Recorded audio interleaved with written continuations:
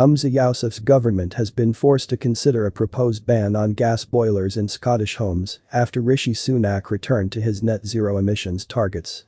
Hello, and welcome to my channel. If is your first time, please subscribe, also hit the bell so that you won't miss out in any of our update.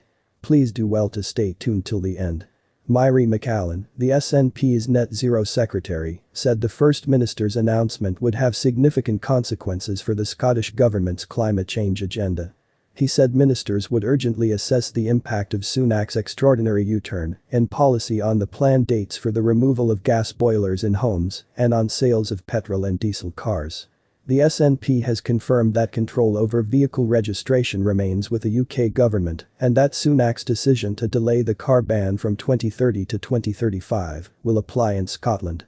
However, Holyrood has unveiled a plan to force landlords to replace gas boilers with heat pumps and convert all buildings in Scotland to zero emissions by 2045. Ms. McAllen said the Prime Minister's announcement to give families south of the border much more time to install heat pumps was an unforgivable betrayal of the climate change agenda.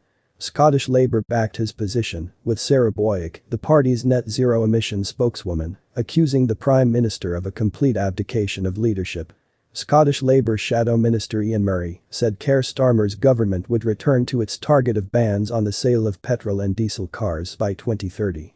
However, the Conservatives called on McAllen to explain how landlords would have to cover the estimated £33 billion cost of converting their buildings to carbon-neutral heating systems during the cost of living crisis.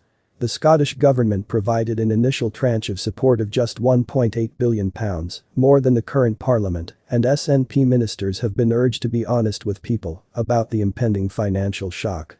The SNP's claim that Sunak had abandoned net zero was also called into question after the director of an offshore wind farm company said there were reasons to be optimistic that we are still on the right track. Dan Jackson, founding director of Cerulean Winds, wrote in The Telegraph, "Without questioning that mission, the Prime Minister has significantly boosted our ambitions by promising to revolutionize the UK's energy grid infrastructure." The Yousaf government plans to introducing a law requiring the installation of zero or near zero emissions heating systems.